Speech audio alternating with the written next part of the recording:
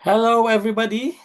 I appreciate you coming over. Thank you so much for being there. I appreciate you all. I hope you're enjoying your time. I am here just to share with you a couple of things about self-confidence. As young people, especially as you are, as young as you are, I thought self-confidence is something that you need to start building. I'm going to share with you a couple of stories, maybe some anecdotes to help you get the confidence that you need moving forward to life. When I started my professional speaking career, as far back as 2003, I thought it's an unlikely journey. I did not start my professional speaking career knowing that I like it. It's not particularly a dream for me when I started my speaking career. No, nothing so much in there to be hopeful because as a child, I'm painfully shy. I don't entertain people. I don't like people around me. Basically, I just want to be by myself most of the time because I don't want to socialize.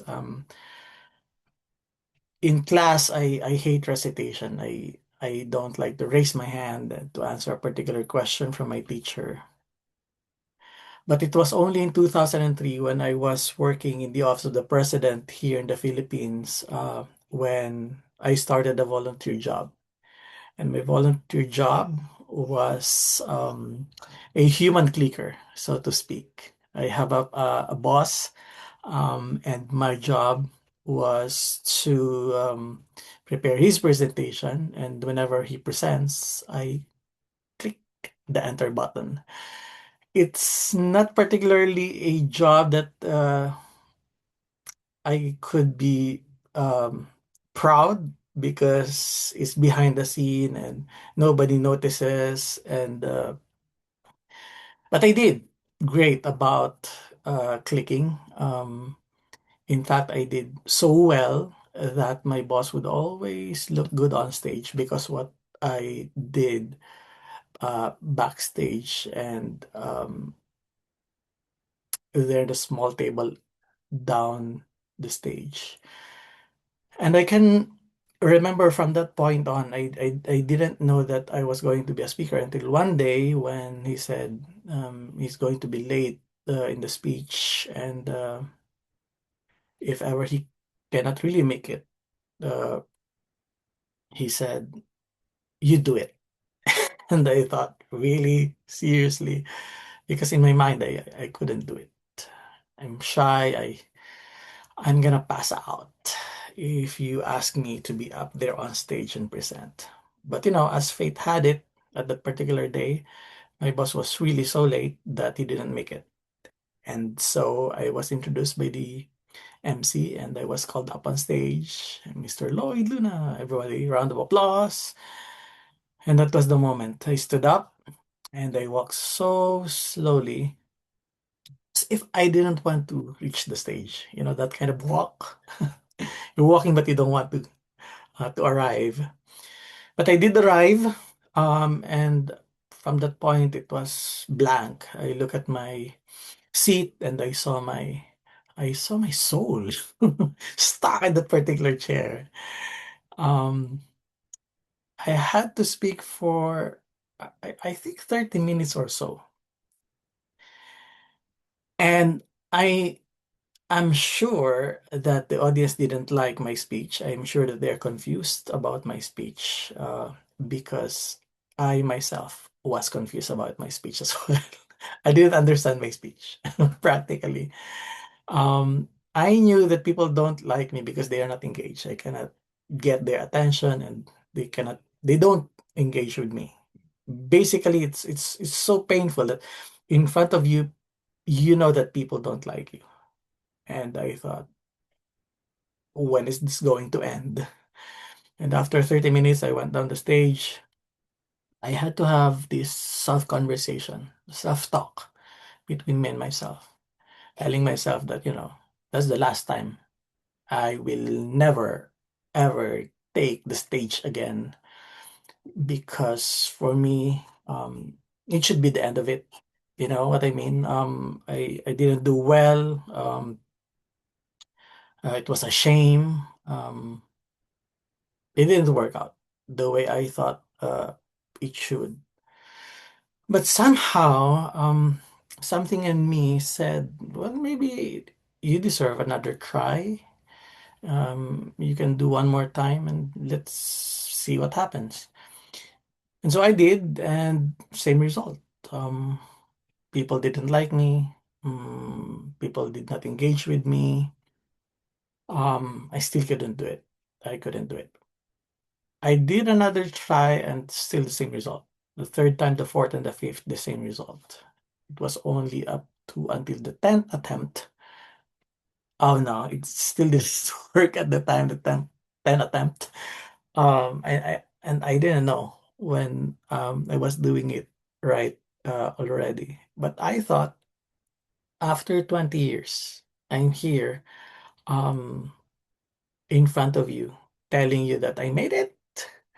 In 2017, I put up the Philippine Association of Professional Speakers. In 2018, I was lucky to represent the Philippines first time ever in history as the first representative to the Global Speaker Summit in Auckland, New Zealand. Eventually, I became the youngest board member of the Global Speakers Federation. In 2019, I went to Paris, France, as the first and only Filipino to have ever given an opportunity to speak in the French and European Speakers Convention. In 2020, there was a pandemic, couldn't go out. Um, the plan to really travel the world, the United States, Canada, South Africa, and all that uh, was halted, was stopped, was paused for a while. Didn't make me feel good because, I was about to travel, but I didn't make it. But by 2022, sometime in 2022, happened to go back to the United Arab Emirates and became the only Filipino to speak in the world's largest book fair. They call it Sharjah International Book Fair. And speakers featured in that particular kind of event include Dan Brown, Steve Harvey, Deepak Chopra, and Trevor Noah. So to be alongside these giants, I thought, wow, how did it happen really? I was asking myself, what are the things that I did right that I made it to the global stage?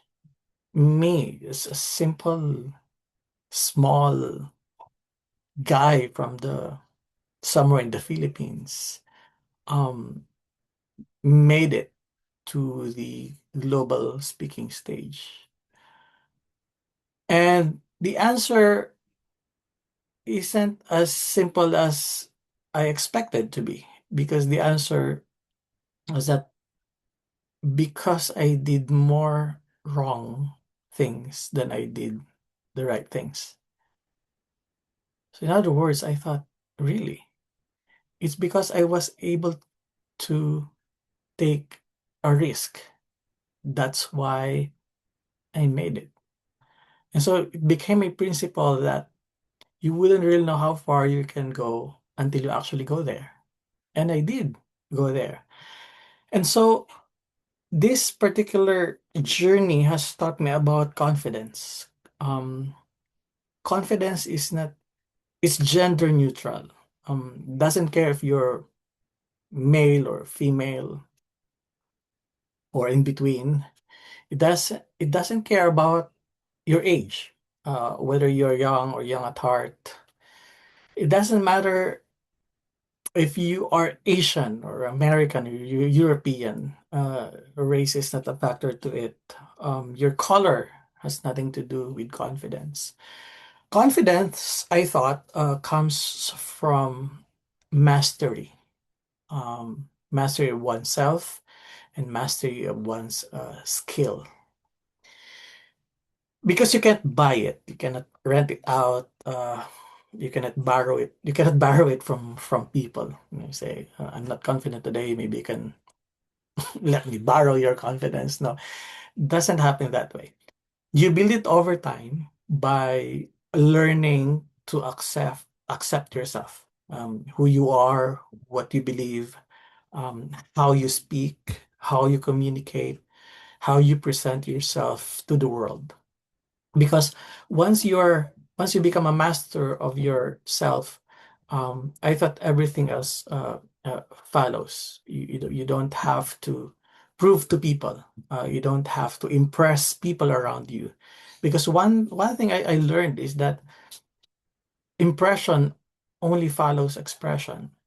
If you express yourself so right and so authentic, people get impressed. So you don't have to do a thing more than how you would normally do it. And things simply fall into its rightful places. I didn't know that I would become a global speaker until I um, did the small details and um, accepting failures here and there, countless of failures. Um, it happened because I allowed myself um, to fail. I allowed myself to experience pain and struggles.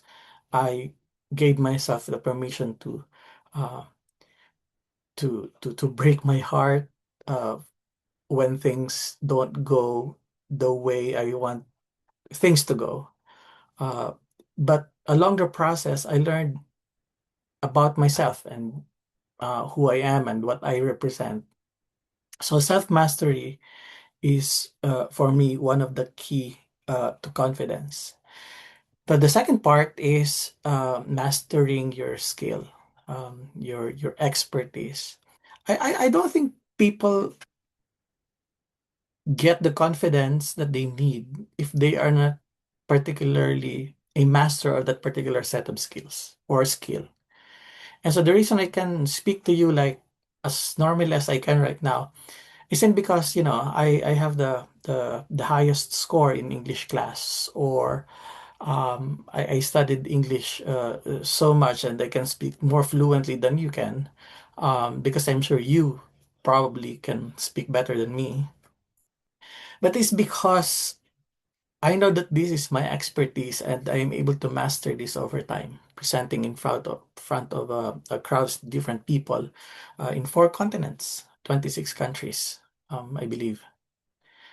So because I am able to master this, you don't have to you don't have to uh, tell me to be confident because it's just automatic. So when you're able to master a particular skill or skill set, um, you become confident in doing it. And so by mastering yourself and your skill or expertise, I thought automatically you become a confident person um, with a particular right attributed to it. So yeah, having self-confidence, it's a self thing. It's personal. You don't have to look out and around to say it. You just have to look inside, learn to master yourself, accept your flaws, accept your imperfections, be authentic to people, speak the way you would normally do. Present yourself without fear that people may not accept you, because some people really don't and won't accept you. But nonetheless, be who you are and be truthful in everything that you do. And then, secondly, master your skill. And those two things, when you intentionally work on those two things, I thought you don't need to enroll in confidence class, because by default, naturally, you'll be confident talking to people, creating your relationships, presenting yourself, presenting your idea. Because at the end of the day, those two particular masteries are the only keys to self-confidence. So that being said, I would like to thank you all for giving me your attention. I'm hoping you really did give me your attention, and I'm hoping that I get you inspired and motivated by this particular insight and story. This has been my journey, and I hope you like it. And I hope to see you one day become the confident person that you were meant to be. Thank you so much for your time. Appreciate it. See you.